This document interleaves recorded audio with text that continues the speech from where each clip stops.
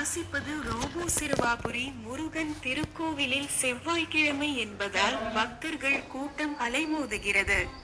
நீண்ட வரிசையிலும் காத்திருப்பு மண்டபத்திலும் சுமார் 3 மணி பக்தர்கள் காத்திருந்து சாமி தரிசனம் செய்து வருகின்றனர். திருவள்ளூர் மாவட்டம் சிறுவாபுரியில் பிரசித்தி பெற்ற பாலசுப்பிரமணிய சுவாமி திருக்கோவில் அமைந்துள்ளது. தொடர்ச்சியாக 6 வாரங்கள் இங்கு வந்து நெய்தீபம் ஏற்றி வழிபட்டால் வேண்டுதல் நிறைவேறும் என்பது பக்தர்களின் நம்பிக்கையாக இருந்து வருகிறது. அதிலும் முருகனுக்கு உகந்த செவ்வாய்க்கிழமை நாட்களில் சிறுவாபுரி கோவிலில் பக்தர்கள் அதிகளவில் வந்து செல்வது வழக்கம்.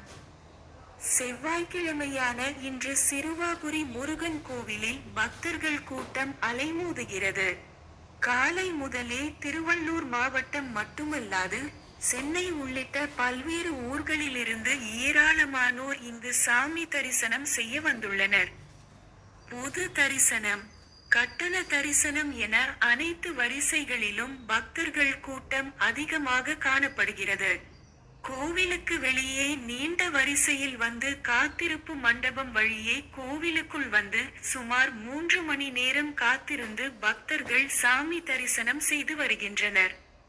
புதிய வீடு கட்ட வேண்டும், திருமண தடை நீங்க வேண்டும், அரசியல், ரியல் எஸ்டேட் தொழில் என பல்வேறு வேண்டுதல் நிறைவேறுவதற்காக ஆலயத்தின் பின்புறம் உள்ள வேப்ப மரத்தடியில் நெய்தீபம் ஏற்றி வழிபாடு